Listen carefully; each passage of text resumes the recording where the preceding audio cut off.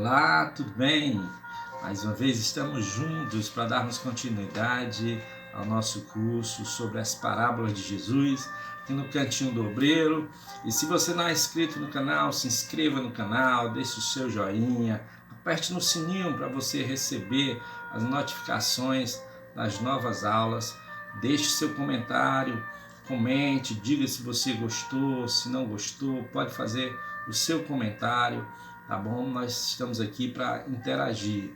E hoje nós temos a 39ª aula falando sobre a parábola dos lavradores maus. Está em Mateus capítulo 21, do versículo 33 a 40.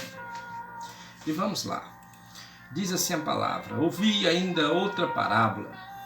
Houve um homem, pai de família, que plantou uma vinha e circundou-a de um valado e construiu nela um lagar e edificou uma torre e arrendou-a a uns lavradores e ausentou-se para longe.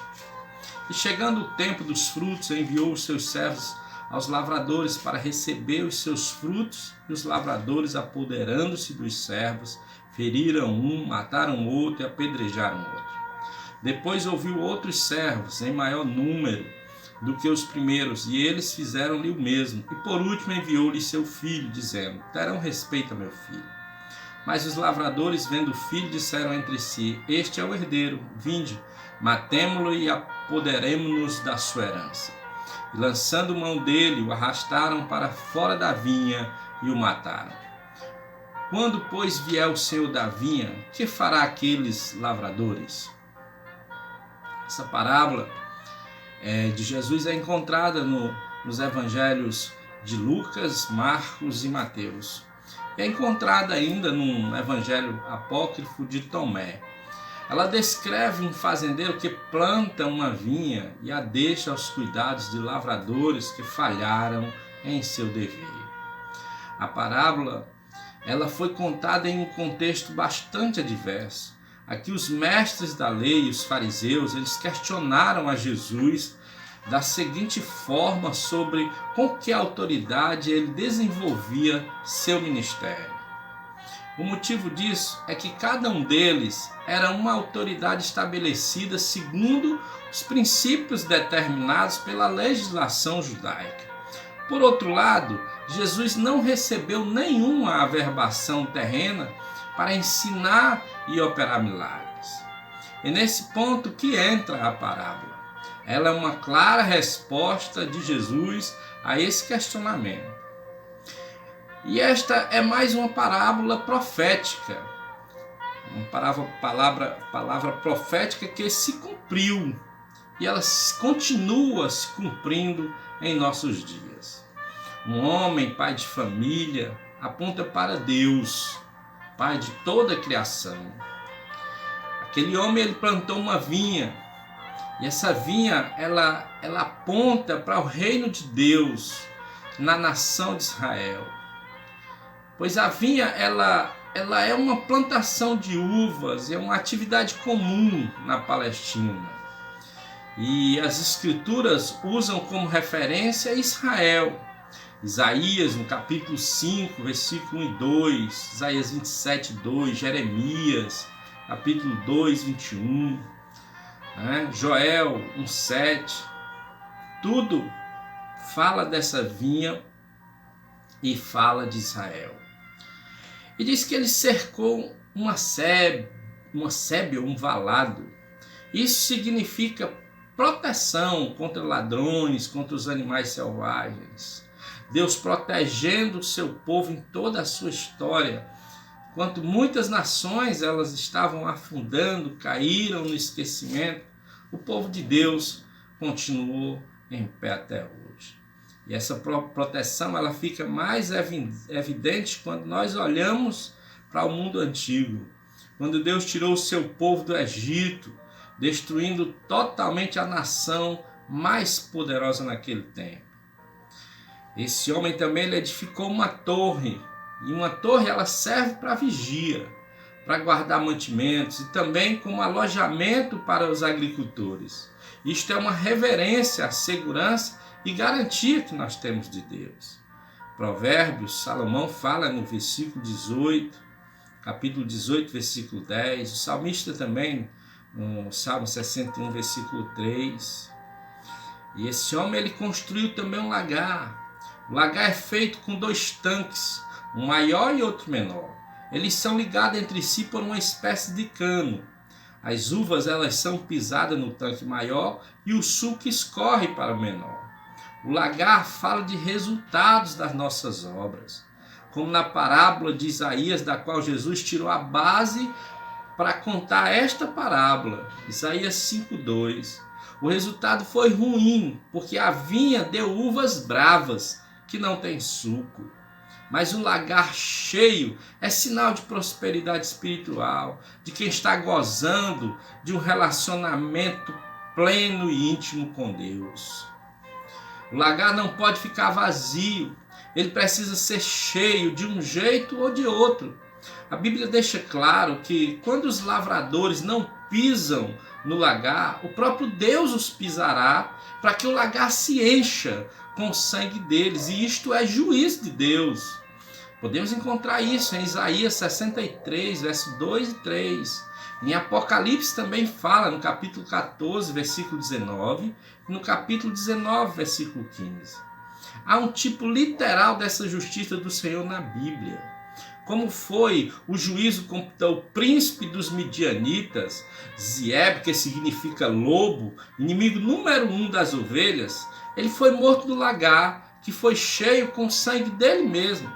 Isso está lá em Juízes, no capítulo 7, 25. E esse homem ainda arrendou essa propriedade a uns lavradores. Isso significa, houve um aluguel, né? E quando nós vemos isso, nós entendemos que Deus, ele comandava a sua vinha até que o povo rejeitou, até que o povo de Israel rejeitou. Então ele alugou aos reis, e nós podemos dizer que esse arrendamento ele começou com Saul. Passados anos, chegou o tempo da colheita, e Deus requer os frutos e envia seus servos, isto é, os profetas. E os lavradores, apoderando-se dos servos, feriram um, mataram outro e apedrejaram outro. Em Mateus capítulo 21, versículo 35. Existe uma referência clara de como os profetas foram recebidos, principalmente pelos reis. E depois de vir os profetas e terem matado os profetas, ele vai e envia o seu filho. Isso significa autoridade máxima. O filho era a autoridade máxima. É o mesmo que o dono vir em pessoa. Isto é uma referência muito clara de Jesus Cristo, Filho de Deus. Matar o filho é uma profecia de que Jesus seria morto. E é o mesmo que o dono vir em pessoa. Como revela João, a intenção deles era matar Jesus. Eles o arrastaram para fora e o mataram. Está lá em João, capítulo 11, versículo 47 e 53. E disto fala o autor de Hebreus. Hebreus, capítulo 13, versículo 12. O autor de Hebreus também fala. E a Bíblia diz: e quando, pois, vier o Senhor da vinha, que fará aqueles lavradores? Essa é a pergunta de Jesus. Essa é a grande pergunta de Jesus. E essa pergunta foi feita aos fariseus, de maneira que eles responderam condenando-se a si mesmos. Está lá em Mateus 21, 41. Como diz a palavra do Senhor: porque por tuas palavras serás justificados e por tuas palavras serás condenado. Mateus 12, 37. A pedra de esquina, ela é usada para alinhar todas as outras em uma construção, como também é a base de todo um projeto.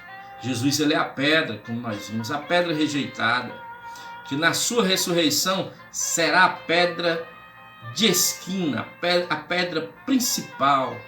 Nós vemos lá em Atos, capítulo 4, versículo 11, Romanos 9, 33. Pedro também fala em 1 Pedro, capítulo 2, versículo 4. E outras referências mais. Até aqui a parábola já se cumpriu. em seguida, ela continua se cumprindo quando diz, no versículo 21:43, diz: portanto eu vos digo que o reino de Deus vos será tirado e será dado a uma nação que dê os seus frutos. Nós somos a nação que recebeu a vinha, isto é, recebemos o reino de Deus e o objetivo é dar frutos. Estes frutos, eles precisam ser bons e dar suco e encher o lagar para a alegria do nosso Senhor. Vai ser muito difícil para mim e para você quando o Senhor voltar, se Ele encontrar o nosso lagar vazio. E que lições nós podemos tirar para as nossas vidas? Assim como o Senhor cercou de uma sebe ovalado sua propriedade para proteger contra os ladrões e os animais, assim é a proteção de Deus com aqueles que o temem e o obedecem. O Senhor é a nossa torre forte. Assim como o dono da propriedade construiu uma torre para a segurança da sua propriedade, Deus é a nossa torre forte. Qual tem sido o resultado do nosso trabalho no reino de Deus? Temos que nos indagar. Nossos lagares estão cheios ou estão vazios? Pois o lagar vazio é resultado de frieza espiritual. É resultado de pecado. É resultado de rebeldia contra Deus. Oséias, no capítulo 9, versículo 12, ele fala isso. O lagar cheio é sinal de prosperidade espiritual, de quem está gozando de um relacionamento pleno com Deus, de um relacionamento íntimo e cheio de graça. A vinha foi dada a um povo que não a recebeu. E nós somos a nação que recebeu a vinha. Isto é, recebemos o reino de Deus. O objetivo é dar frutos. E estes frutos, eles precisam ser bons. E o suco tem que ser maravilhoso, ele tem que encher o lagar para a alegria do nosso Deus, do nosso Senhor Jesus Cristo. Queridos, que Deus possa encher o seu coração com essa palavra, que você esteja com o seu lagar cheio, que o Espírito Santo esteja movendo a sua vida. Eu quero abençoar a sua vida, a sua casa e a sua família, e dizer: você é mais do que vencedor. Se você ainda não se inscreveu no canal, se inscreva no canal, curta, deixa o seu joinha, aperte lá no sininho para receber as notificações das aulas, deixe o seu comentário. Eu lhe agradeço por estarmos juntos, tá? E amanhã nós continuaremos com mais uma parábola. Deus abençoe a sua vida.